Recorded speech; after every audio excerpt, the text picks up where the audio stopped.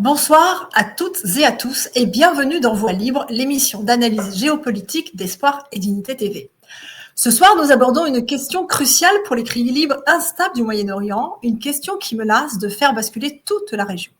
Le Hezbollah est-il arrivé au point où il doit choisir entre la capitulation ou une guerre totale pour assurer sa propre survie ? Cet enjeu se lie à travers l'historique de la résistance et de l'affirmation du Hezbollah, qui s'est construit non seulement comme une force politique libanaise, mais aussi comme l'acteur central d'un axe stratégique régional. Aujourd'hui, cette puissance est confrontée à une série de chocs convergents qui remettent en cause son modèle et sa pérennité. Ces dernières semaines ont été marquées par des signaux dramatiques. Des pertes ciblées, l'élimination récente d'une figure centrale de son dispositif militaire interroge sur la profondeur de la pénétration israélienne. La stratégie de l'encaissement, une année entière durant laquelle le Hezbollah a absorbé les frappes sans riposter massivement, posant la question de sa capacité réelle et de sa volonté stratégique. Un affaiblissement régional, le repositionnement stratégique de l'Iran et l'affaiblissement durable de l'axe Syrie-Liban. Une pression interne libanaise qui, plus que jamais, exige un désarmement pour préserver l'État. Pour décrypter ces dynamiques complexes, j'ai le plaisir de recevoir le professeur Anas Abdoun. Le professeur Abdoun est un analyste géopolitique reconnu, expert du Moyen-Orient et des mouvements de résistance, dont les travaux éclairent spécifiquement les enjeux de puissance entre l'Iran, le Liban et Israël, et les implications des stratégies énergétiques et régionales. Ces analyses nous sont indispensables pour comprendre les choix cornéliens auxquels le Hezbollah est aujourd'hui confronté. Professeur Anas Abdoun, merci d'être avec nous. Bonsoir, merci pour l'invitation. Quel est votre constat global sur la situation du Hezbollah aujourd'hui et sur cette obligation de choix entre la capitulation ou la guerre totale ? Alors, il est vrai qu'on a vu une forme de reconfiguration de ce qu'on appelle des règles d'engagement ou des équilibres de force après le fameux cessez-le-feu et cette guerre où on a vu un Hezbollah qui avait considérablement, objectivement sous-estimé la force d'Israël. Et Hezbollah, quand il a initié dès le 8 octobre ce qu'on appelle ce front de soutien après les bombardements israéliens sur la bande de Gaza, était dans un schéma qui était complètement différent, c'est-à-dire qu'il était encore dans ce schéma post-2006, où il y avait un affrontement soit terrestre, soit au niveau balistique, et puis surtout, il pensait avoir l'avantage parce que, contrairement en 2006, il y avait deux choses fondamentales qui avaient changé. La première, c'est qu'il disposait non pas d'un seul front, mais de deux, le Liban Sud et également le sud de la Syrie, avec une présence très importante, notamment appuyée par les gardiens de la Révolution. Et puis la deuxième chose qui avait changé, c'est qu'effectivement, durant cette guerre civile syrienne, où le rôle du Hezbollah était très important, très critiqué aussi, en tout cas sur le volet militaire et sur le volet stratégique, il a, je dirais, acquéri une force d'intervention militaire, notamment en termes de guérilla urbaine, qui n'a pas son pareil dans la région. Et donc, se sentant fort de cette expérience, se sentant fort de cet arsenal et se sentant fort de ce double front, il pensait, malgré la situation fragile du Liban, pouvoir initier ce front de soutien. Et donc, quand il y a eu finalement le cessez-le-feu, on a vu que le Hezbollah avait considérablement perdu beaucoup de sa capacité de nuisance, sa capacité balistique, ses capacités militaires. Il avait perdu beaucoup de ses commandements et de ses chefs d'état-major qui ont été décimés l'un après l'autre. Et puis, bien sûr, il a perdu deux choses. La force politique et symbolique est très importante. La première, c'est la perte de Hassan Nasrallah, en fait, qui était la figure et le cerveau véritablement du mouvement. Bien sûr que le mouvement est organisé, qu'il y a un certain nombre de conseillers, d'officiers. Bien sûr qu'il y a une influence iranienne qui est importante, mais Hassan Nasrallah était celui qui avait la confiance des gardiens de la révolution du comité Al-Quds, c'est aussi de la base, sans compter du poids politique qu'il avait vis-à-vis des Libanais, de la communauté chiite, et même une forme de respectabilité au-delà de cette communauté. Et donc la perte de ce leader était considérée comme en fait la fin symbolique du mouvement, parce qu'il est difficile d'associer le mouvement du Hezbollah sans Hassan Nasrallah. C'est quelque chose qui est intimement lié. Et la troisième des choses, effectivement, c'est la perte de la Syrie, en fait, qui en font un corridor stratégique, une profondeur stratégique où l'acheminement logistique n'était plus permis. Et donc, on a vu un Hezbollah qui était complètement affaibli et qui a pensé finalement le cessez-le-feu comme la leçon de 2006. Et là, c'est la deuxième erreur. C'est-à-dire qu'il partait du principe que le Hezbollah acte la perte de la guerre Et ce cessez-le-feu va lui donner le temps nécessaire pour une reconfiguration au sein de ses structures, au sein de son organisation, au sein de repenser effectivement l'acheminement logistique militaire vis-à-vis de l'Iran. Le temps était un allié pour le Hezbollah. Et c'est précisément cette conception bien israélienne finalement du cessez-le-feu qui est de dire, malgré le cessez-le-feu, je vais continuer cette pression en permanence. L'idée étant effectivement de ne pas laisser de répit au Hezbollah pour faire cette reconfiguration. Ça, c'est le premier élément, de se restructurer militairement. La deuxième des raisons aussi, c'est d'accentuer un petit peu cette disparité politique. Le Hezbollah est aussi opposé à un certain nombre de mouvements politiques, notamment sunnites dans la scène libanaise. Donc l'idée, c'est de l'affaiblir encore plus par rapport à l'État libanais qui reprend de plus en plus de pouvoir, notamment sur cette question de désarmement. Et puis, je crois qu'aussi qu'il y a deux choses à ne pas négliger. Il y a des élections dans quelques mois et donc assassiner un commandant et la personne qui était responsable de la reconfiguration, je dirais, de l'appareil militaire du Hezbollah est une force symbolique qui peut peser sur le poids électoral. Et puis pour terminer pour cette première question, il y a aussi un poids symbolique. Je pense que lorsqu'on a assassiné donc le commandant qui s'appelle, dont le nom de famille Tabatabai, en fait, c'est même pas libanais, c'est un nom de famille qui est iranien.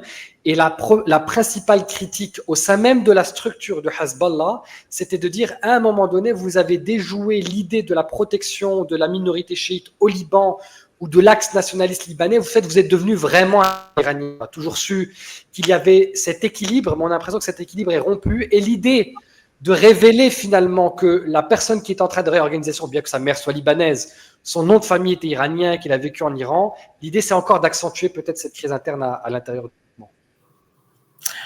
Donc, en fait, finalement, vous avez commencé à répondre à ma première question. Donc, on va plonger immédiatement dans l'analyse de cette stratégie de la tension qui est à l'œuvre. Donc, commençons par la posture de l'acteur qui exerce la pression maximale, Israël. Donc, ma question était, et rejoint ce que vous disiez précédemment, l'élimination récente de Haitham Ali Tabatabai, chef de l'armée du Hezbollah, a été un choc et les frappes israéliennes continuent malgré les annonces de cessez-le-feu. Comment analysez-vous cette intensité? Est-ce une stratégie délibérée pour briser la colonne vertébrale militaire du Hezbollah avant toute négociation, ou Israël a-t-il simplement perçu une fenêtre stratégique unique pour affaiblir durablement le mouvement? Oui, je crois qu'il y a une fenêtre stratégique, cela ne fait pas doute, parce que d'une part, on a un mouvement qui, bon, structurellement et militairement est affaibli. À quel point il est affaibli, ça, on a des pronostics, mais en réalité, seuls les grands services de renseignement et les gens de la milice savent. Mais en tout cas, il est considérablement affaibli. Sa capacité de nuisance n'est pas aussi importante qu'elle eût été avant la guerre en 2023, ça c'est la première des choses.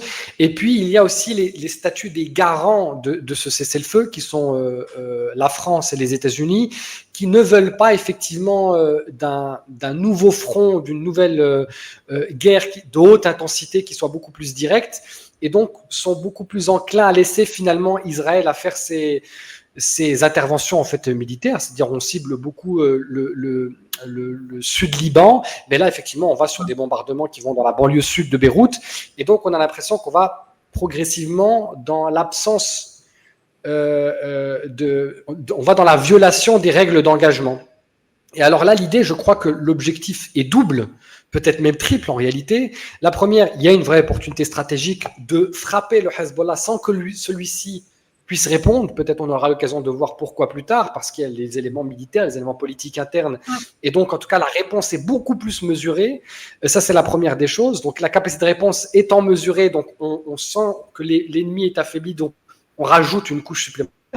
Deuxièmement, s'il y a une rupture stratégique de la part du Hezbollah qui décide de répondre, et ben là, ce serait officiellement dans la narrative globale le Hezbollah qui aurait rompu le cessez-le-feu, alors qu'Israël rompt le cessez-le-feu de manière quasi quotidienne depuis maintenant un an. Et puis aussi, il y a un élément qui nous rappelle un petit peu, c'est le début de la guerre justement 2024. On commence avec quelques échauffourées à la frontière, et puis on monte en puissance. Et alors, rien ne nous empêche effectivement de penser qu'il y a peut-être une opération d'envergure importante, parce qu'il y a là la possibilité quasi historique pour les Israéliens, non pas de simplement affaiblir le Hezbollah, mais de le décapiter complètement. Si on décapite le Hezbollah, on remodèle complètement, si vous voulez, l'équilibre confessionnaliste au sein du Liban, en donnant beaucoup plus de poids à ceux qui étaient critiques à la présence du Hezbollah et ceux qui étaient critiques à ce rôle de la défense et de statut de la résistance, et à terme, en fait, faire de Liban un pays non seulement pacifié, dans le sens où il n'est plus une menace, mais aussi un pays dans lequel Israël a des droits de manière inaliénable, comme les Palestiniens en Palestine, comme en Syrie, où on peut violer des territoires, on peut violer la souveraineté aérienne, on peut même violer peut-être la souveraineté maritime. Il y a des grands enjeux, notamment énergétiques, au niveau des frontières maritimes au Liban. Et donc, il y a cette idée un petit peu d'en faire un État qui n'a plus la concentration et je dirais la structure même de l'État qui puisse répondre face à Israël. Et on l'a même senti vis-à-vis des réponses des responsables libanais, comme le président Michel Aoun, qui en appelle à la communauté internationale, indépendamment de ce jeu confessionniste, parce qu'il en va de la souveraineté du Liban. Face à cette pression militaire constante d'Israël, la réaction du Hezbollah est analysée de manière contradictoire. Certains y voient une retenue stratégique, d'autres un signe de limite structurelle. Ma question. Durant cette année, le Hezbollah a adopté une stratégie d'encaissement. Était-ce une stratégie maîtrisée pour éviter une guerre régionale ou le signe d'un affaiblissement structurel? Le mouvement a-t-il fait une erreur de calcul en sous-estimant la réaction israélienne, car il paie aujourd'hui le prix fort en pertes militaires? Alors, sur l'erreur de calcul, je pense qu'il y a eu deux erreurs de calcul. La première, on l'a déjà évoqué, c'est l'idée en fait qu'il pourrait faire ce front de résistance sans déclencher, si vous voulez, cette guerre directe. Et le Hezbollah, elle est dans la mécanique, ce qu'on appelle des règles d'engagement, c'est-à-dire des niveaux d'intensité de confrontation militaire. Sauf que Israël a voulu violer ces règles d'engagement, et on l'a compris pourquoi après, parce que ses services de renseignement avaient travaillé sur cette confrontation les 20 dernières années, et donc ils avaient parfaitement pénétré l'appareil militaire, et donc ils voulaient cette confrontation. Donc la première erreur, effectivement, c'était de dire, de penser qu'on pouvait jouer ce front de soutien sans que ça dégénère. Et en même temps, elle s'est retrouvée dans ce dilemme stratégique dans lequel elle se retrouve aussi aujourd'hui. Ce dilemme stratégique, c'est de dire, vous ne pouvez décemment pas vous appeler l'axe de la résistance, vous ne pouvez pas diffuser dans votre chaîne Al-Manar à longueur de journée des images de Jérusalem et d'Al-Quds et de la résistance et des forces militaires. Et puis là, quand il y a un combat, et en plus qui était très violent de la part des bombardements israéliens, ne pas finalement montrer cette véracité dans la terminologie de la résistance. Et donc là, il y a une deuxième erreur, c'est de dire, à partir du moment où il y a eu un cessez-le-feu, je pense que le Hezbollah pensait que c'était un cessez-le-feu à l'image de 2006, c'est-à-dire un vrai cessez-le-feu, quelques petites violations un petit peu au niveau des chasseurs israéliens qui violent la souveraineté aérienne, mais pas vraiment des engagements militaires ciblés. Et ce cessez-le-feu-là est un temps précieux, est une nécessité pour le mouvement de se reconstruire, déjà politiquement, parce que non seulement il est affaibli au niveau de la scène libanaise, mais il est aussi affaibli au niveau de sa structure interne. C'est-à-dire que même si on sent que les partisans du Hezbollah, en tout cas les chiites au Liban, continuent à être derrière le mouvement, en tout cas il y a des voix de plus en plus critiques sur leur capacité effectivement à résister, sur la capacité à avoir entraîné le Liban dans une confrontation qu'il ne maîtrise plus, et puis surtout, la force du Hezbollah après 2006, c'était sa capacité à reconstruire, c'est-à-dire effectivement, on se souvient, au lendemain du cessez-le-feu en août 2006 ou en juillet 2006, je ne me souviens plus très bien, eh bien, il y avait le Hezbollah qui allait voir les familles, qui leur donnait des chèques de plusieurs milliers de dollars pour reconstruire, etc. Mais là, la stratégie et le lien étant rompu avec l'Iran, qui elle-même est en difficulté économique, sans compter effectivement les surveillances de ces différents organes financiers, eh bien, il n'y a pas la capacité d'assurer ce service après-vente, si j'ose dire, en tout cas ce service du coût de la guerre. Et donc, il y a cette fragilité politique. Et donc, cette erreur-là, effectivement, c'est de dire, face à cette nouvelle configuration régionale, il y a un vrai débat, il y a un vrai dilemme, c'est celui de dire, face aux provocations répétées, est-ce que pour retrouver la rentabilité du mouvement, non seulement au niveau de sa base, au niveau régional, c'est de répondre militairement avec les capacités qui nous restent, mais la question, c'est de savoir, nous avons été vaincus parce que Israël avait la capacité en fait de lire dans les messages des officiers, dans la communication, dans la chaîne de commandement. Est-ce qu'on s'est débarrassé de cela? On n'en est pas sûr. Et d'ailleurs, l'assassinat récemment du chef des armées laissent à penser qu'Israël a encore les yeux rivés sur le commandement militaire. Et donc, je crois que c'est un peu de tout cela. C'est l'idée de la prudence stratégique d'un point de vue militaire. On n'a pas forcément la capacité d'aller à l'encontre, de faire une confrontation directe. Et on sait qu'on ne s'est pas encore débarrassé de ces organes de surveillance, notamment numériques, israéliens. La base politique ne nous soutient plus autant qu'avant et est en souffrance parce que tout le gros des conflits est au Liban Sud, là où il y a la communauté chiite. Et puis le troisième élément, c'est la fragilité politique globale de la part du reste de Libanais qui va encore une fois risque d'accuser le Hezbollah d'entraîner le pays dans le conflit. Et en même temps, il y a une aile au sein du mouvement qui dit tout ça est bénéfique politiquement pour le Hezbollah et pour le Liban, dans le sens où en fait que le Liban, les autorités libanaises ont joué le jeu dans la question du désarmement. On voit que les États-Unis et les Français ne jouent pas leur jeu sur l'idée effectivement de garantie de cessez-le-feu de part et d'autre. Et en fait, le Hezbollah retrouve une forme de légitimité en disant, vous voyez, lorsqu'on est affaibli, on peut Israël se donne la permission de nous bombarder quasiment quotidiennement, ce qui n'était pas le cas lorsque le Hezbollah avait sa pleine puissance. Et donc l'idée que l'armée libanaise puisse reprendre le relais est illusoire. Donc c'est aussi peut-être une stratégie politique. En tout cas, tout est une question d'équilibre. Le Hezbollah n'est pas un acteur isolé. Sa force repose historiquement sur l'axe de la résistance. Or, cet axe, comme vous l'avez signalé, connaît lui aussi des turbulences majeures qui pèsent sur l'équation libanaise. Le Hezbollah a bâti sa puissance sur l'axe Iran, Syrie, Liban. Avec l'affaiblissement du régime Assad et le repositionnement de l'Iran, cet axe stratégique fragilise-t-il directement le Hezbollah? Le mouvement est-il en train de perdre ses arrières stratégiques?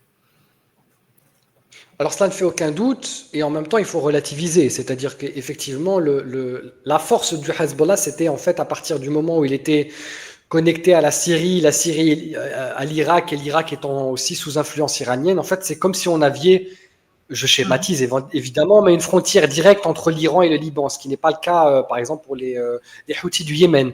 Et cette possibilité non seulement d'acheminer en quantité importante de l'armement, des conseillers, de faire venir effectivement le Hezbollah en Syrie ou même en Iran pour des formations auprès des gardiens de la révolution et des pasdaras. Et donc tout ça avait créé une forme de spécificité dans l'axe de la résistance. Le Hezbollah avait une forme était dans l'ensemble des milices que les Iraniens utilisaient pour leur défense et pour leur capacité de projection.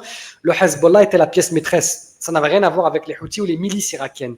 Et là, on a l'impression que coupé de cette connexion territoriale du fait de la chute de Bachar al-Assad, d'une part, mais d'autre part aussi du rôle que le Hezbollah a joué contre la révolution syrienne, parce que ça va de pair. C'est pas simplement la perte de Bachar al-Assad, la chute de Bachar al-Assad qui a coupé le pont, évidemment, mais on voit que par exemple le président al-Sharah, qui vient d'un mouvement de l'islam politique, qui a pris les armes, etc., ça ne fait aucun doute, mais en même temps fait preuve parfois d'une implacable de pragmatisme politique. On l'a vu avec sa rencontre avec le président Trump, avec les monarchies du Golfe. Lorsqu'il est sur la question iranienne, il y a on sent qu'il y a une rancœur qui n'a pas apparu, parce que pour ces mouvements-là, ceux qui les ont défaits ou ceux qui les ont fait souffrir parce qu'ils n'ont pas finalement fait d'effet, c'était davantage le Hezbollah que la couverture aérienne russe. Et donc, je crois que l'idée, ça considérablement affaiblit la puissance militaire du parti. Et en même temps, je ne crois pas qu'il y a sa disparition. Je pense qu'il y a peut-être une reconfiguration. Le Hezbollah sera en fait l'équivalent d'un Houthi et des Houthis de ce qui se passe au Yémen, c'est-à-dire un des points d'ancrage de la puissance iranienne dans la région. Il est encore pour l'heure, pour l'ensemble de l'établissement iranien, inconcevable de laisser tomber le Hezbollah, mais en même temps, il y a des urgences irano-iraniennes qu'il faut traiter.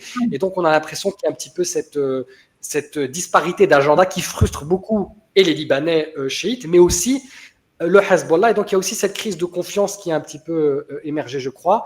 Et puis, le troisième élément, c'est ne pas sous-estimer effectivement la route que pourrait être l'Irak, mais en même temps, c'est une route qui est tout à fait envisageable parce que les milices iraniennes sont très présentes en Irak, même si effectivement l'acheminement logistique est beaucoup plus complexe et Israël a beaucoup plus de points de repère et d'ancrage pour affaiblir cet acheminement-là.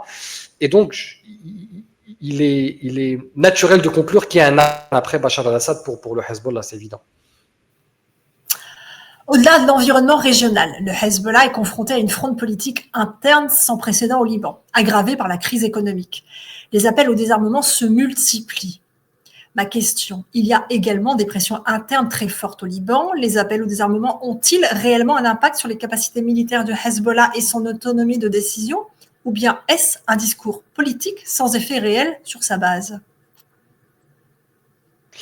Alors, ce qui est intéressant, c'est qu'on a vu effectivement dans cet accord un peu tripartite, en fait, qui engage d'un côté Israël, l'État libanais et le Hezbollah, qui sont vraiment les trois acteurs de cette nouvelle configuration, on a vu effectivement l'État libanais reprendre un certain nombre, en possession un certain nombre de territoires qui étaient sous le contrôle de Hezbollah et avoir effectivement un certain nombre d'armes qui ont été transférées. Et donc, il y a un petit peu cette idée de la part de Libanais de dire regardez le processus de désarmement parce qu'il n'est pas acté. Les Américains et les Israéliens disent qu'il doit arriver fin décembre. En réalité, dans la résolution, il n'a pas été acté.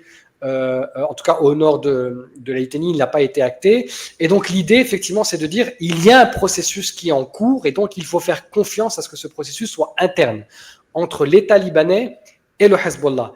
Et en réalité, ce processus arrange l'État libanais parce qu'il remonte après les crises économiques, sociales et géopolitiques, il remonte sa capacité effectivement à reprendre corps au sein du Liban, à être un État souverain, avec une vraie capacité de coercition et de décision. Et c'est aussi un moyen de montrer aux partenariats internationaux effectivement que le désarmement est une affaire interne et que Israël, malgré ses interventions militaires qui sont toujours justifiées par le désarmement, n'a pas à prendre part ou n'a pas voix au chapitre dans cet élément de désarmement.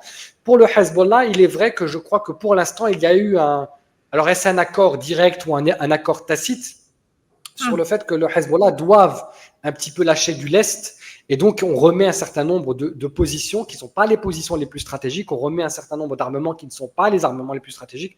On n'a pas vu l'armée libanaise être en possession de puissances balistiques considérables. Le gros de l'arsenal du Hezbollah reste encore aux mains du Hezbollah. Et en fait, il y a ce jeu où l'État libanais a besoin de montrer quelque chose. Et le Hezbollah a besoin, pour le Liban et pour effectivement affaiblir la pression israélienne, a besoin de montrer qu'il coopère dans ce processus, bien que pour lui, le désarmement total est hors de question. Et encore une fois, ça rejoint ce que je disais en préambule, c'est que le principal allié du Hezbollah, c'est le temps. Les Libanais savent ça, le Hezbollah savent ça, et Israël, c'est ça aussi. Donc, tout va se jouer effectivement sur la coordination de ces différents agendas et de ces différentes perspectives. Professeur Abdoun, après avoir analysé la pression militaire, l'affaiblissement stratégique et la contestation interne, nous arrivons à la question fondamentale qui donne son titre à notre émission. La survie du mouvement. Le Hezbollah peut-il encore survivre comme force régionale sans entrer dans une escalade militaire majeure? Ou bien, paradoxalement, le mouvement est-il aujourd'hui obligé d'aller vers la guerre pour préserver son existence politique et militaire? Alors là, il y a un vrai débat qui se fait même à l'interne en réalité, c'est-à-dire il y a cette idée dans un certain nombre de publications et de journaux qui sont parfois proches du parti, c'est de dire en fait, si l'on va vers cette configuration où on va dans une confrontation globale avec Israël, non seulement on risque de perdre en fait l'influence régionale qui est la nôtre, en fait, qui est déjà actée, mais donc actons cette perte régionale pour maintenir l'influence et la mainmise politique. Parce que l'idée, c'est que si on va dans cette confrontation avec Israël, sur lequel elle est perdue d'avance, on risque de perdre le peu d'influence régionale qui nous reste et l'influence politique au profit d'autres mouvements chiites, notamment ML pour ne pas le citer, mais une autre recomposition politique à l'interne au niveau du Liban. Et puis, il y a cette autre, je dirais, mouvance qui dit en réalité tout ce qui se passe actuellement au Liban, c'est-à-dire cette violation permanente, non seulement du cessez-le-feu, ce bombardement, cette menace permanente. C'est-à-dire qu'il faut bien comprendre qu'à Beyrouth, vous avez quasiment tous les jours des survols de l'aviation, de drones israéliens. Donc, il y a cette idée de menace permanente, de mise sous tutelle. Et donc, on est presque envieux de l'époque où le Hezbollah avait cette capacité, effectivement, de projeter une force et d'être dissuasif vis-à-vis d'Israël.